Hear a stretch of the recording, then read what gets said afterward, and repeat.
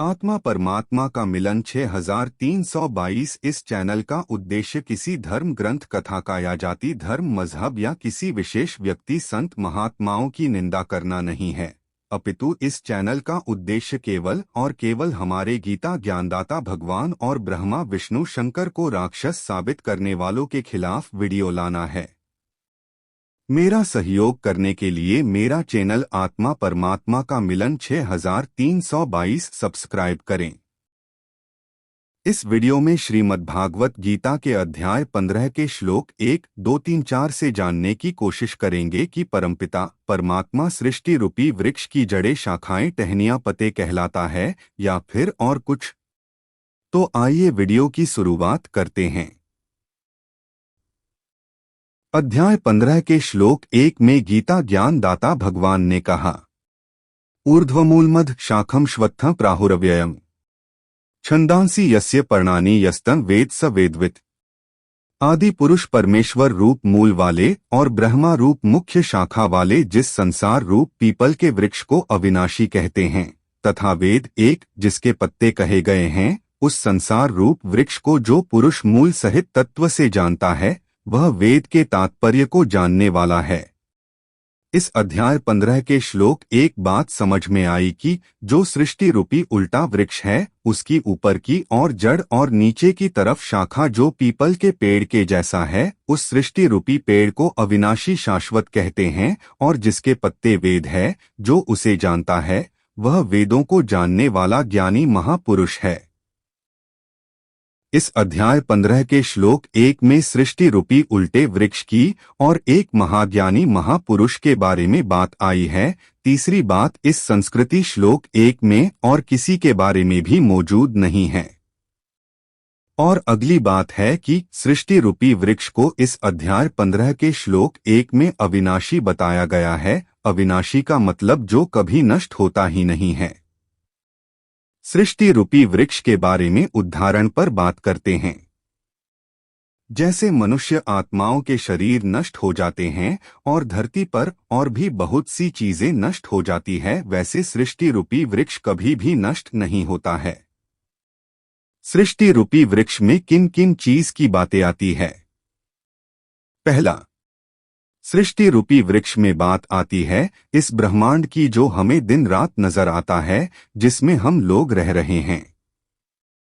और दूसरा, सृष्टि रूपी वृक्ष में बात आती इस ब्रह्मांड से अंतरिक्ष से ऊपर के देवताओं के लोकों की जहां पर देवी देवताएं रहते हैं।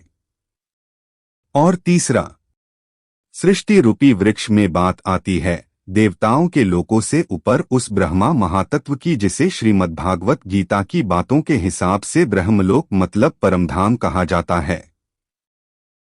जो गीता ज्ञानदाता भगवान का परमधाम है, जिसमें गीता ज्ञानदाता भगवान रहता है और शरीर से मुक्त आत्माएं उस ब्रह्मलोक मतलब परमधाम में गीता ज्ञानदाता भगवान के साथ रहती है। इस अध्याय 15 के श्लोक 1 को मनुष्य ने अपने हिसाब से हिंदी में कन्वर्ट किया हुआ है, गीता ज्ञानदाता भगवान के इस संस्कृति श्लोक 1 के हिसाब से नहीं। इस अध्याय 15 के श्लोक 1 की हिंदी में कन्वर्ट बात को देखकर बताइए कि जब गीता ज्ञानदाता संयम परमात्मा भगवान था तो संयम के अलावा किसी और आत्मा के बारे में ऐसी बात कैसे कर सकते हैं, बताओ जरा। गीता ज्ञानदाता भगवान का समझाया हुआ ये संस्कृति श्लोक है, ये हिंदी में कन्वर्ट है, ये नहीं। इस अध्याय 15 के संस्कृति श्लोक 1 को जरा ध्यान से देखिए और मुझे ये बात बताइए कि इस संस्कृति श्लोक में गीता ज्ञानदाता भगवान ने तीसरी बात किसके बारे में की हुई, बताओ मुझे। इस अध्याय 15 के संस्कृति श्लोक 1 में एक बात सृष्टि रूपी उल्टे वृक्ष की और दूसरी इस संस्कृति श्लोक 1 में एक महाज्ञानी महापुरुष के बारे में बात है और तीसरी बात इस संस्कृति श्लोक 1 में किसी के बारे में भी मौजूद नहीं है। इस अध्याय 15 के श्लोक 1 को मनुष्य ने अपने हिसाब से कई तरह से हिंदी में कन्वर्ट किया हुआ है, गीता ज्ञानदाता के इस संस्कृति श्लोक के हिसाब से हिंदी में कन्वर्ट नहीं किया हुआ है। उदाहरण के तौर पर ये स्क्रीनशॉट को देखिए और बताइए कि ये एक लफ्ज में क्यों हिंदी में कन्वर्ट नहीं है। मेरा कहना यह है कि गीता ज्ञान दाता के संस्कृति श्लोकों को अच्छी तरह से समझना जरूरी है, क्योंकि आज इस दुनिया में पाखंडवाद के कारण गीता ज्ञान दाता को सही अच्छी तरह से समझ ही नहीं पा रहे हैं। इसी के कारण गीता ज्ञान दाता से हम सब बहुत दूर होते आ रहे हैं, उससे नफरत करने लगे हैं और पाखंडवाद अपनी चरम सीमा को पार कर गया है। इसी कारण गीता ज्ञान दाता भगवान की जगह पर हम सब किसी और आत्मा को भगवान परमात्मा मालिक रब ईश्वर समझकर बातें करने लग गए हैं। गीता ज्ञान दाता के इस अध्याय 15 के संस्कृति श्लोक 1 ने दुनिया भर में जितना पाखंडवाद था और है उन सबका पाखंड सामने ला खड़ा किया है, क्योंकि गीता ज्ञान दाता भगवान ने इस अध्याय 15 के संस्कृति श्लोक 1 में इस तरह से बात की हुई जिसे वही बता सकता है। जिस ज्ञानी के बारे में इस अध्याय 15 के संस्कृति श्लोक 1 में बात आई है और बिना गीता ज्ञान दाता भगवान की मदद के बगैर श्रीमद्भागवत गीता के 1 से लेकर अध्याय 18 तक के सभी संस्कृति श्लोकों का मतलब जान नहीं सकता। अगर जाना लिया होता तो इस दुनिया की हालत यह नहीं होती जो हमें देखने को मिलती है। सतयुग त्रेतायुगों की दुनिया की जैसी दुनिया होती यह कलयुग की दुनिया, जिन सतयुग त्रेतायुग की दुनिया में बीमारियां नहीं होती थी जैसी कलयुग में है जो। चलो और अगले श्लोक 2 को और देखते हैं।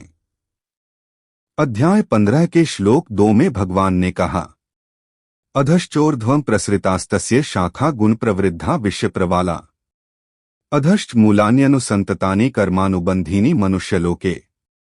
उस संसार वृक्ष की तीनों गुणों रूप जन के द्वारा बढ़ी हुई एवं विषय भोग रूप कोंपलों वाली देव, मनुष्य और तिर्यक आदि योनि रूप शाखाएं नीचे और ऊपर सर्वत्र फैली हुई हैं तथा मनुष्य लोक में कर्मों के अनुसार बांधने वाली अहंता, ममता और वासना रूप जड़ें भी नीचे और ऊपर सभी लोकों में व्याप्त हो रही हैं।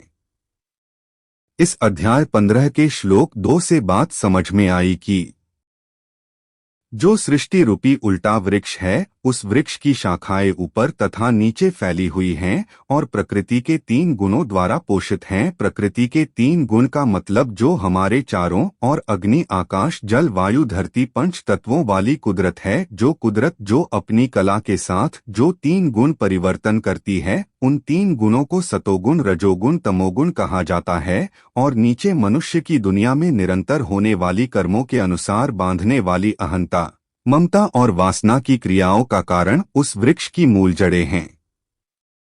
और अब आगे आप मुझे ये एक बात बताइए कि जब इस अध्याय 15 के श्लोक 2 के हिसाब से जब सृष्टि रूपी वृक्ष की शाखाएं टहनियां पत्ते और मूल जड़ देवी देवताएं मनुष्य और वेदों से जुड़ी हुई है तो गीता ज्ञान दाता भगवान सृष्टि रूपी वृक्ष की मूल जड़ें कैसे हो सकता है, बताओ जरा।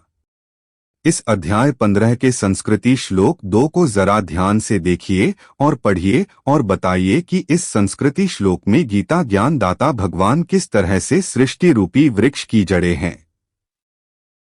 इस संस्कृति श्लोक में कौन सा शब्द ऐसा आया कि गीता ज्ञान दाता भगवान संयम सृष्टि रूपी वृक्ष की जड़ें हैं, मुझे बताइए जरा। गीता ज्ञान दाता ने संयम को सृष्टि रूपी वृक्ष की मूल जड़ें कहाँ बताया है इस संस्कृति श्लोक में, मुझे बताओ जरा। चलो मैं बताता हूँ। गीता ज्ञान दाता ना तो सृष्टि रूपी वृक्ष की शाखाएं हैं, ना टहनियां हैं, ना पत्ते हैं और ना वो उस वृक्ष की मूल जड़ें हैं। वो सृष्टि रूपी वृक्ष की पालन पोषण देखभाल करता है। परमपिता परमात्मा सृष्टि रूपी वृक्ष की जड़ों को सिंचने वाला है, देख रेख करने वाला है। परमपिता परमात्मा संयम उस सृष्टि रूपी वृक्ष की मूल जड़ें नहीं है। अगर गीता ज्ञान दाता को उस सृष्टि रूपी वृक्ष की जड़ें समझ भी लिया जाए तो इस अध्याय 15 के श्लोक 2 की इस बात के हिसाब से तो क्या परमात्मा भी मनुष्य की तरह अहंता, ममता और वासना नरक 84 लाख जूनियों में आता है क्या, बताओ मुझे। और आगे मुझे ये बात बताइए कि इस अध्याय 15 के संस्कृति श्लोक 2 में ब्रह्मा विष्णु शंकर के बारे में ऐसा शब्द कहाँ पर आया है कि वे तीनों प्रकृति के सतो रजो तमो गुण हैं।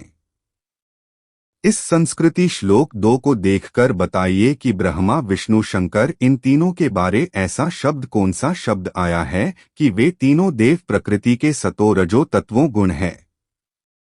क्या इस संस्कृति श्लोक में ब्रह्मा शब्द लिखा मिला, क्या बताओ मुझे। क्या इस संस्कृति श्लोक में विष्णु शब्द लिखा मिला, क्या बताओ मुझे। क्या इस संस्कृति श्लोक में शंकर शब्द लिखा मिला, क्या बताओ मुझे। इस संस्कृति श्लोक में कहीं पर भी ब्रह्मा विष्णु शंकर के बारे में ऐसा शब्द नहीं आया है। वे तीनों देव ये प्रकृति जो हमारे चारों ओर देखने मिलती इसके सतो रजो तमो गुण हैं।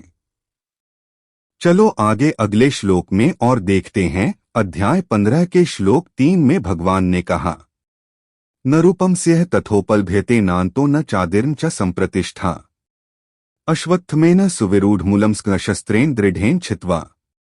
इस संसार वृक्ष का स्वरूप जैसा कहा है वैसा यहाँ विचार काल में नहीं पाया जाता, क्योंकि न तो इसका आदि है न अंत है तथा न इसकी अच्छी प्रकार से स्थिति ही है। इसलिए इस अहंता ममता और वासना रूप अति दृढ़ मूलों वाले संसार रूप पीपल के वृक्ष को दृढ़ वैराग्य रूप शस्त्र द्वारा काटकर। इस अध्याय 15 के श्लोक 3 में पहली बात यह कन्वर्ट की हुई है कि इस संसार वृक्ष का स्वरूप जैसा कहा है वैसा यहाँ विचार काल में नहीं पाया जाता। मनुष्य के द्वारा इस हिंदी में कन्वर्ट की हुई पहली बात का मतलब हुआ कि जैसे इस दुनिया में हर चीज का रूप रंग स्वरूप हमें देखने को मिलता है, वैसे सृष्टि रूपी वृक्ष का स्वरूप इस दुनिया में देखने को नहीं मिलता है। इस अध्याय 15 के श्लोक 3 की हिंदी में कन्वर्ट बात के हिसाब से सृष्टि रूपी वृक्ष के स्वरूप का इस दुनिया में इस ब्रह्मांड से अंतरिक्ष से ऊपर के देवी देवताओं के लोकों की दुनिया में और देवी देवताओं लोकों से ऊपर जिसे दुनिया मोक्ष का स्थान ब्रह्मलोक परमधाम मुक्ति धाम शांतिधाम कहते हैं, उस दुनिया में क्या क्या नहीं पाया जाता है। आइए इस पर बातें करते हैं। इस अध्याय 15 के श्लोक 2 की हिंदी में कन्वर्ट बात के हिसाब से क्या सृष्टि रूपी वृक्ष के स्वरूप का हिस्सा इस संसार में मनुष्य नहीं कहलाता है, क्या बताओ मुझे। और जो ये ब्रह्मांड है जो हमारे चारों ओर देखने को मिलता है, क्या यह ब्रह्मांड सृष्टि रूपी वृक्ष के स्वरूप का हिस्सा नहीं कहलाता है, क्या बताओ मुझे।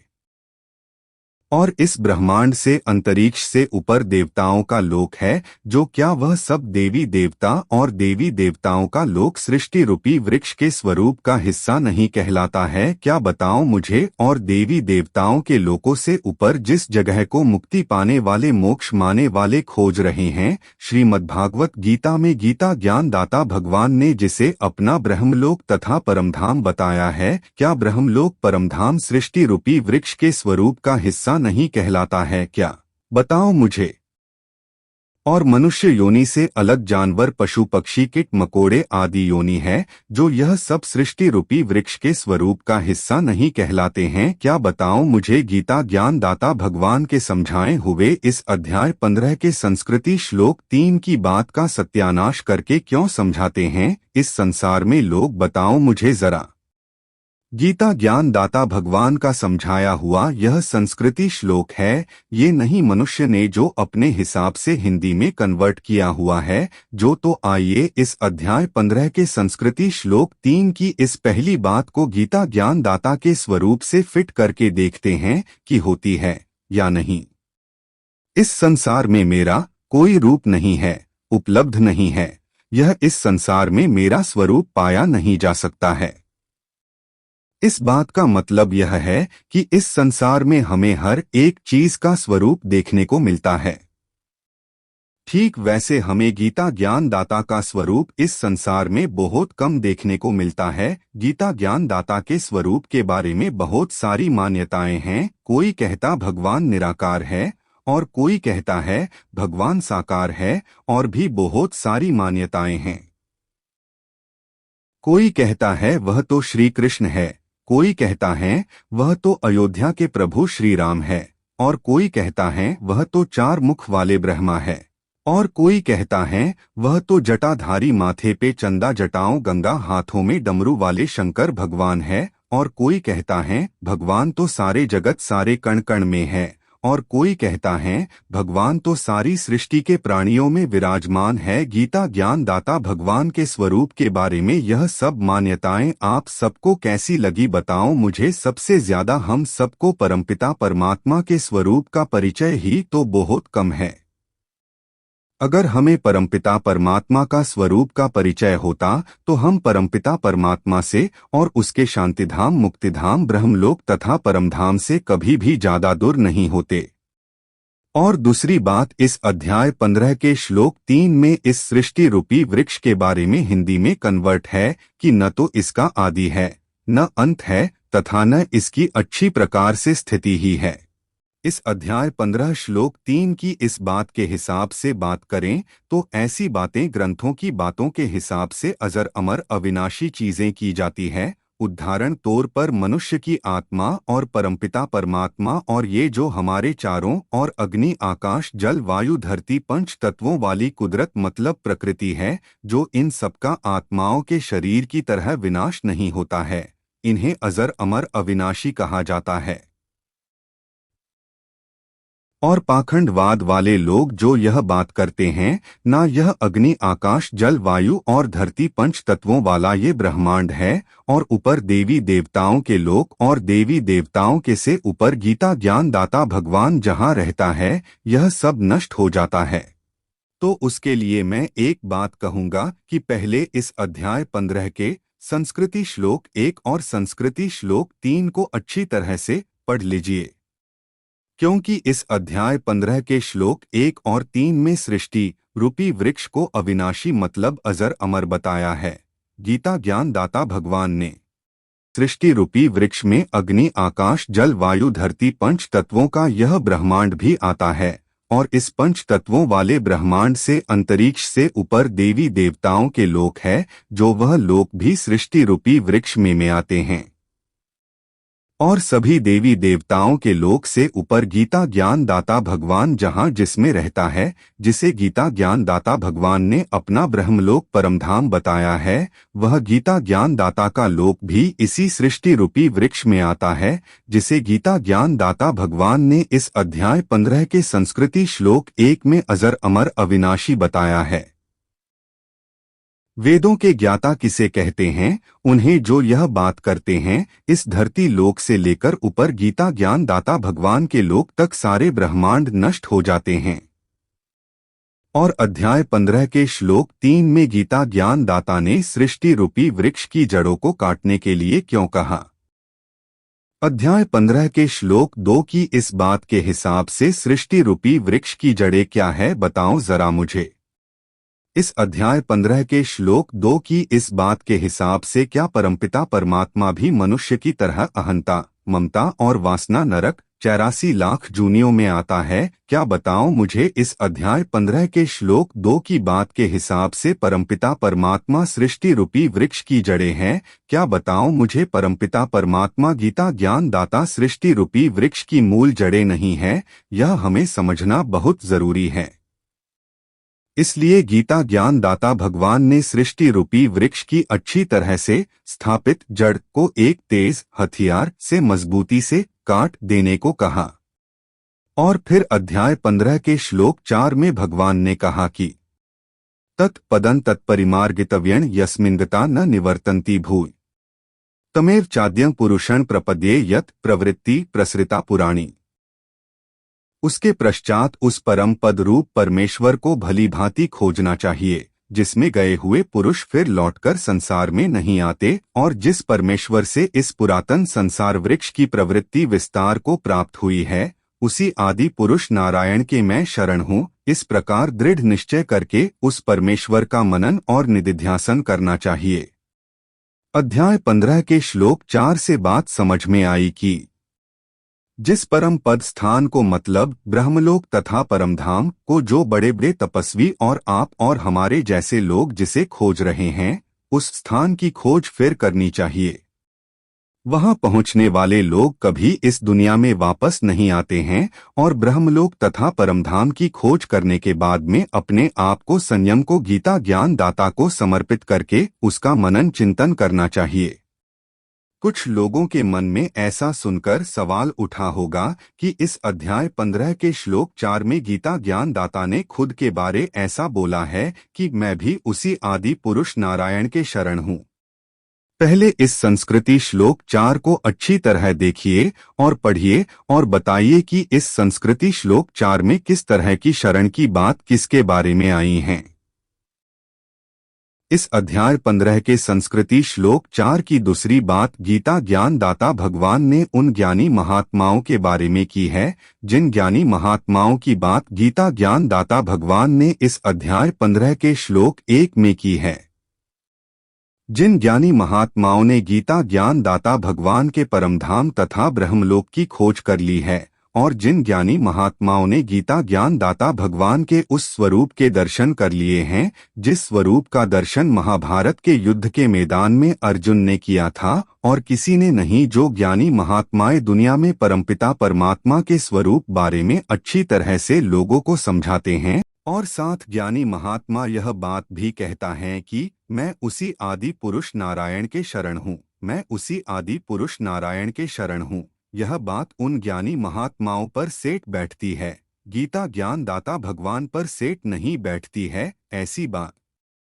इस वीडियो में आज इतना ही। अगली दूसरी वीडियो में इसी अध्याय 15 के अगले श्लोकों के बारे में चर्चा करेंगे कि हम सभी मनुष्य आत्माएं परमपिता परमात्मा के अंश कहलाते हैं या फिर वंश परिवार फैमिली कहलाते हैं। धन्यवाद।